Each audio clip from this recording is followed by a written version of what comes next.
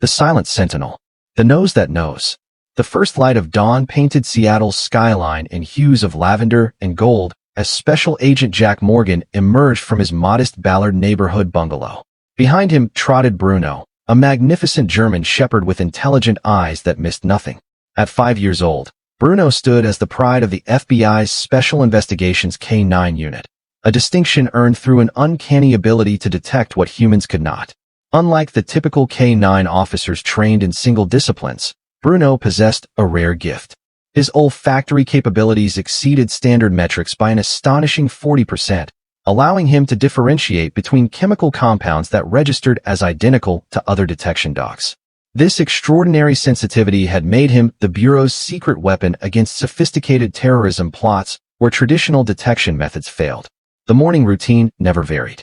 A 3-mile run along Puget Sound, Bruno matching Jack's pace perfectly, neither lagging nor leading, a physical manifestation of their synchronicity. Their partnership had developed over 4 years of working the most challenging cases, from uncovering hidden explosive compounds in diplomatic shipments to tracking bioterrorism suspects through crowded transportation hubs. What made Bruno exceptional wasn't merely his biological gifts, but his analytical patience. While most detection dogs alerted immediately upon scenting target materials, Bruno processed information methodically, considering context and anomalies before committing to an alert. This deliberate approach initially frustrated trainers, but Jack had recognized its value immediately. Bruno wasn't just detecting, he was investigating. That morning, as they completed their run and returned home to prepare for the day, Jack received an unexpected call. His supervisor, Deputy Director Elena Vasquez, needed him at Seattle-Tacoma International Airport within the hour. "It's supposed to be our day off," Jack muttered to Bruno while clipping on the dog's tactical vest. Bruno's ears perked forward, his body language shifting subtly from relaxed companion to focused professional. Something about a diplomatic security detail passing through. "Standard procedure," they said. Bruno tilted his head slightly, his amber eyes seeming to assess Jack's tone more than his words. Their communication transcended commands and responses. It was a partnership built on mutual trust and intuitive understanding. Neither could have anticipated that this routine assignment would lead them into one of the most dangerous cases of their careers, or that before the day ended, hundreds of lives would hang in the balance, with Bruno as their unwitting guardian. A disturbance in the pattern.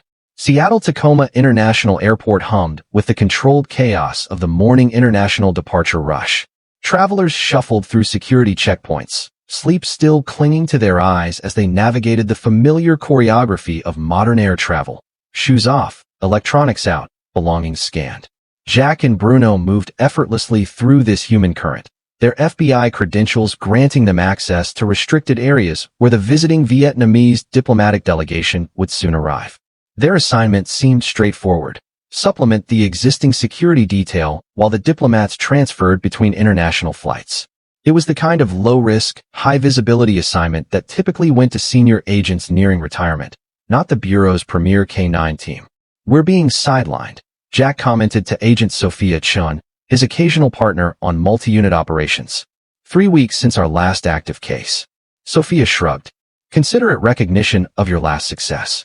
The Bureau needs its poster team visible after the congressional budget hearings."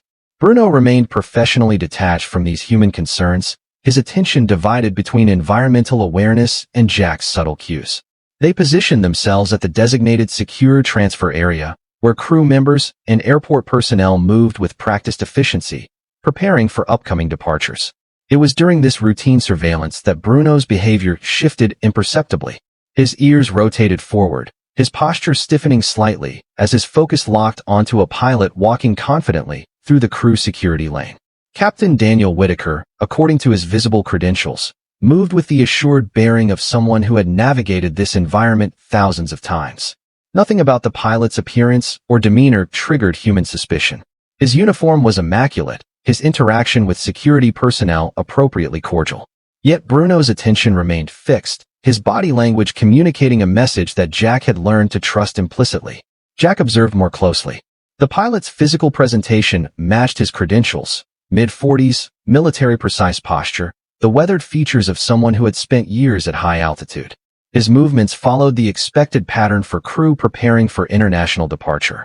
By all observable metrics, Captain Whitaker was exactly what he appeared to be. Bruno disagreed. The shepherd's alertness intensified, a low rumble building in his chest. Not his standard alert for explosives or narcotics, but something Jack had witnessed only twice before. Bruno was detecting human deception. "What is it, boy?"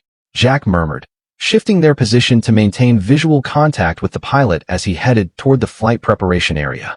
Bruno's muscles tensed, his focus unwavering. As Captain Whitaker approached the secure doorway leading to the flight deck preparation area, Bruno acted decisively. Breaking from heel position, something he never did without command. He positioned himself directly in the pilot's path, his posture communicating unmistakable intention. This human would go no further. The pilot stopped short, momentary surprise flickering across his features before settling into professional annoyance. "Control your animal, Agent," he stated calmly, though Jack noted the slight elevation in his vocal pitch. "I have a trans-Pacific flight departing in 40 minutes. Jack had spent his career making split-second judgment calls based on incomplete information. In that moment, the calculus was simple: trust Bruno's assessment over social and professional pressure.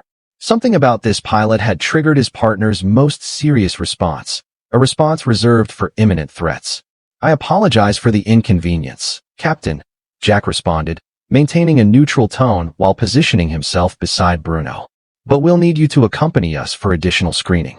The instantaneous tightening around Whitaker's eyes, almost imperceptible but unmistakable to an experienced investigator, confirmed Jack's decision. Fear had momentarily overridden the pilot's careful composure. "This is absurd," Whitaker protested, his right hand unconsciously touching his uniform collar before dropping to his side. "I've been flying for Pacific International for 17 years. Bruno's attention tracked that small gesture, his focus now centered on the pilot's uniform collar. The significance of this detail would not become clear until hours later, after events had been set in motion that would challenge national security at the highest levels. Against the clock, Airport Operations Director Melissa Carver was not pleased. Standing in the private security screening room, her carefully controlled expression barely masked her frustration as she addressed Jack. "Do you understand the cascading disruptions you've initiated? Pacific International Flight 237 to Tokyo carries connecting passengers to 17 onward destinations across 3 continents. Bruno remained focused on the pilot, who sat with unnatural stillness in the corner chair, his flight bag and uniform jacket now placed on the examination table. Initial security screening had revealed nothing unusual.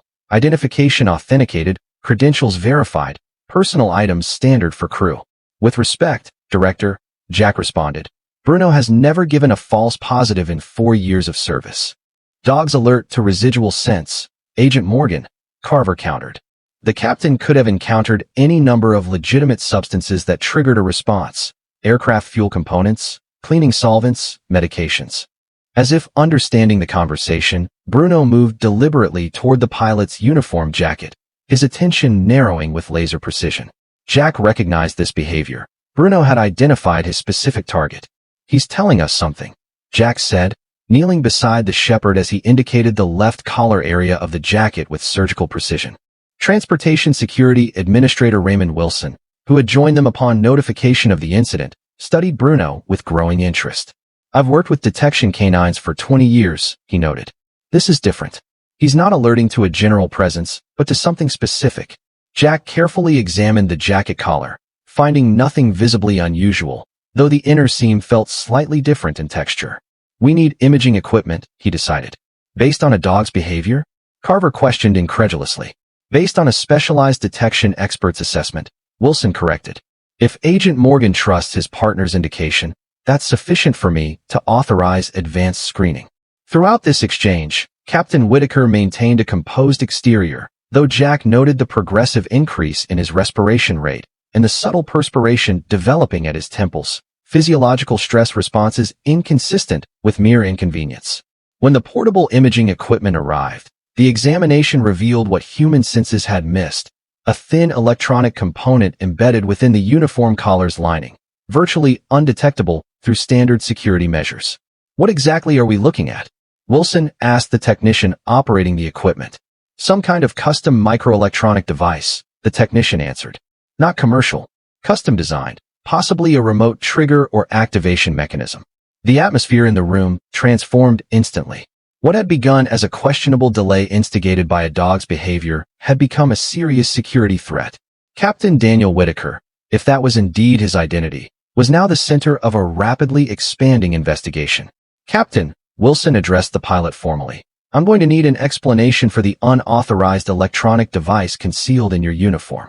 Whitaker's carefully constructed facade finally cracked. A subtle shift in his seated position, a preparation for potential movement, triggered Bruno's immediate response. The shepherd positioned himself between the pilot and the door, communicating with unmistakable clarity that escape was not an option. I want legal representation, Whitaker stated, his accent subtly altered now that he no longer maintained his performance. And notification of my consulate under the Vienna Convention. The final piece clicked into place. Captain Daniel Whitaker has been flying for Pacific International for 17 years, Jack stated. But you're not Whitaker, are you? The man's silence was confirmation enough. Whoever sat before them had compromised airline security at the highest level, gaining access to the flight controls of an international airliner carrying 287 souls. And Bruno had somehow detected the deception through nothing more than the subtle behavioral and scent markers that separated the imposter from the genuine article. What they didn't yet realize was that the electronic component represented merely the activation trigger for something far more devastating waiting aboard Flight 237, and that similar components were already in position on 2 other international flights departing American airports that same day. The hidden threat. The emergency evacuation of Pacific International Flight 237 occurred with controlled urgency. Passengers were informed of a mechanical issue requiring inspection, their frustration at the delay managed by promises of compensation and rebooked connections. None suspected that they had nearly departed with a sophisticated explosive device concealed within the aircraft's critical systems. Bruno led the specialized search team directly to the cockpit, where his behavior changed from alert to absolute certainty. Beneath the captain's seat, concealed within the standard adjustment mechanism, technicians discovered a composite explosive device specifically designed to bypass traditional security screening. Analysis would later confirm its composition as a new generation binary explosive that became volatile only when its separated components combined, a combination that would have been triggered by the electronic component in the fake captain's uniform once the aircraft reached cruising altitude over the Pacific.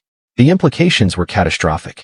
The device had been positioned to breach the cockpit floor and damage critical flight control systems while in midair, likely rendering the aircraft uncontrollable. The timing, over the deepest part of the Pacific Ocean, would have made rescue operations virtually impossible.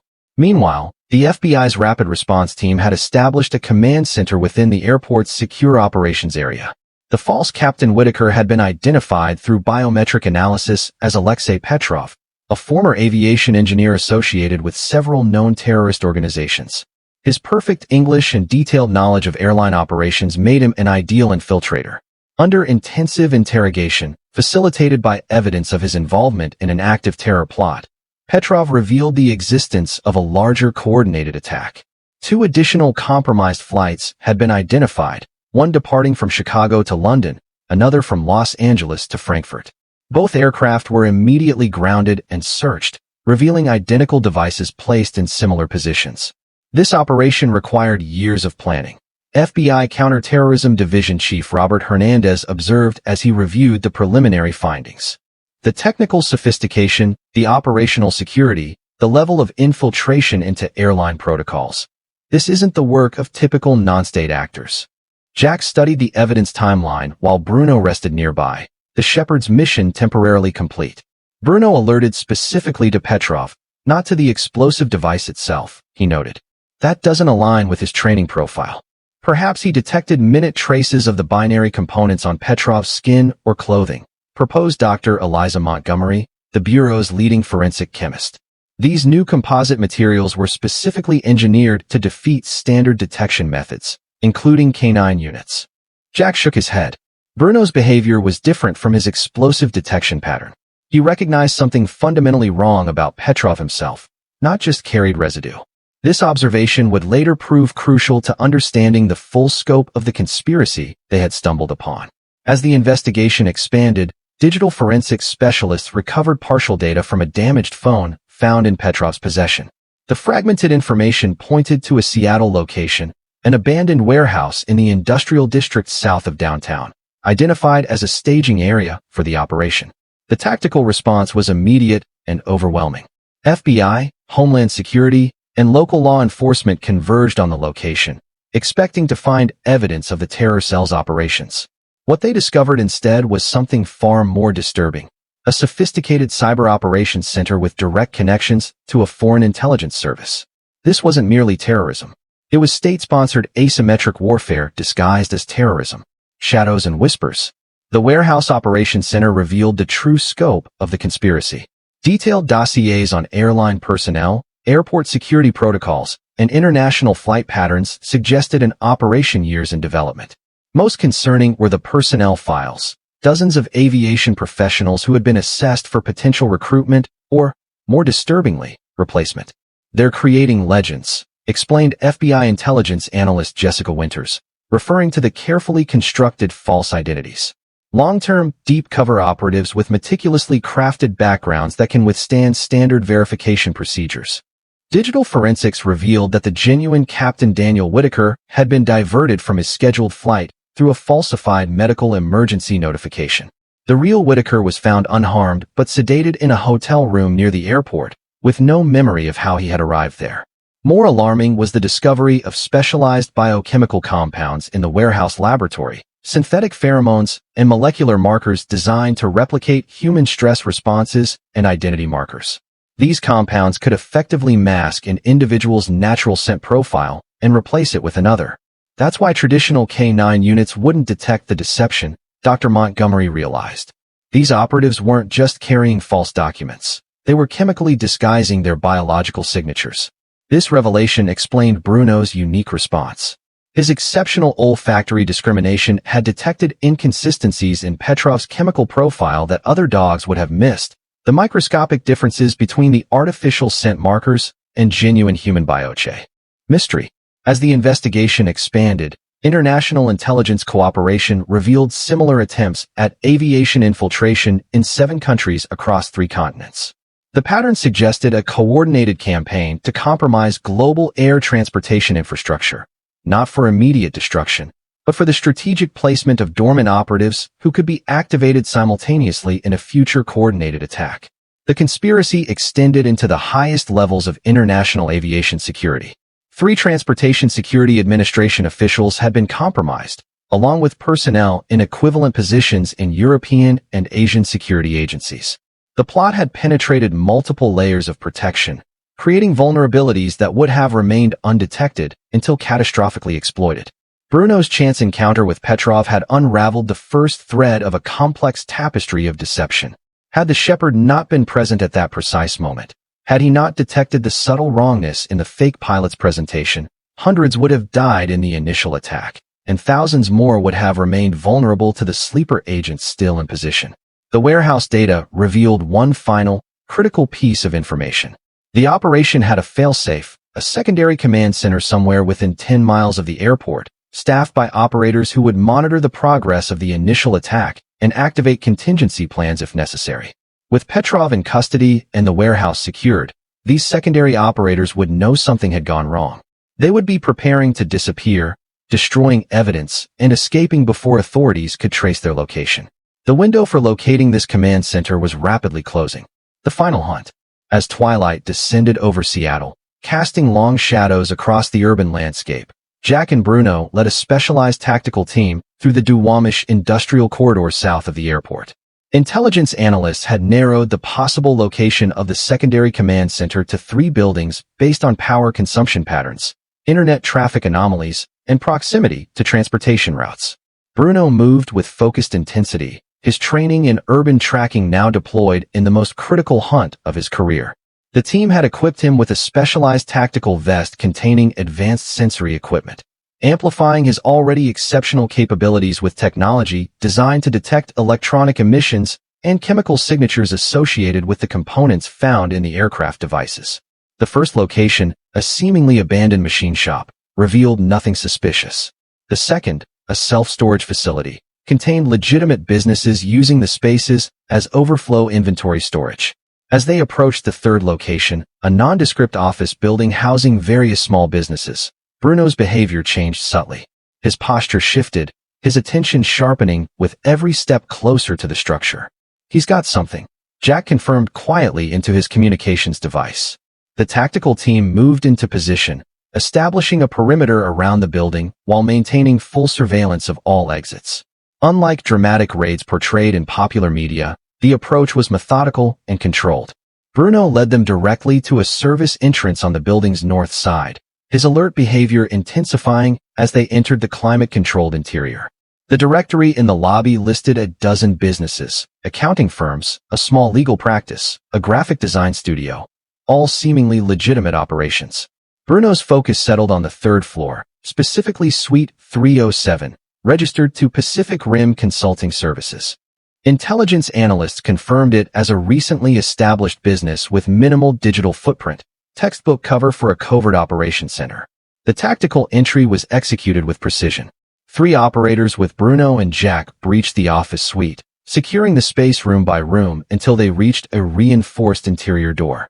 Beyond it, they discovered exactly what they had feared, a fully equipped command center with real-time monitoring capabilities, staffed by 2 operators already engaged in data destruction protocols.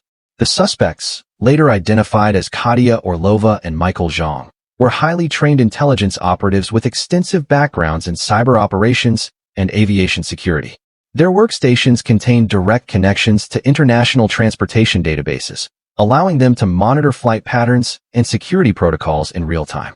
Most critically, the command center housed the master control system for the explosive devices, a sophisticated triggering mechanism that could have remotely activated the planted explosives even if the primary triggers had failed. Had the initial plot proceeded, these operators would have confirmed the destruction of the target aircraft and initiated the second phase of the operation, simultaneous activation of sleeper agents within aviation security infrastructure across multiple countries.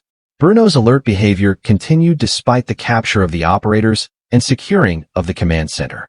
His attention fixed on a specific wall panel that appeared unremarkable to human observers. Trusting his partner's indication, Jack ordered a specialized inspection of the area, revealing a concealed compartment containing the operation's most valuable asset, a complete database of planted operatives, dormant agents, and future targets. This intelligence windfall would ultimately lead to the identification and neutralization of 37 compromised individuals within critical aviation positions across 17 countries. Individuals who had passed rigorous background checks, psychological screening, and security clearances. Without this discovery, they would have remained in place, an invisible network waiting for activation. As the evidence was secured and the suspects processed, Jack took a moment to acknowledge what Bruno had accomplished. The Shepherd had not merely detected a bomb or tracked a suspect. He had identified a deception so sophisticated that it had defeated multiple layers of international security protocols. In doing so, he had potentially saved thousands of lives and preserved critical infrastructure. Bruno, unaware of the magnitude of his accomplishment, simply looked to Jack for his next direction. For him, this had been the job he was born and trained to do, detecting what didn't belong, protecting his human partners, maintaining the invisible boundaries of safety that separated order from chaos. The Silent Guardian. 3 weeks after the Seattle operation, now classified at the highest security levels, Jack and Bruno stood in an unmarked conference room deep within the Department of Homeland Security headquarters in Washington, D.C. Before them sat the directors of the FBI, CIA, Transportation Security Administration, and representatives from 8 international security agencies. FBI Director Catherine Langford addressed the assembled officials. What we've designated Operation Silent Sentinel has revealed vulnerabilities in our aviation security infrastructure that we didn't know existed. The comprehensive nature of this infiltration suggests state-level sponsorship with resources and patience beyond typical non-state actors. The evidence recovered from the command center had led to a dramatic restructuring of international aviation security protocols.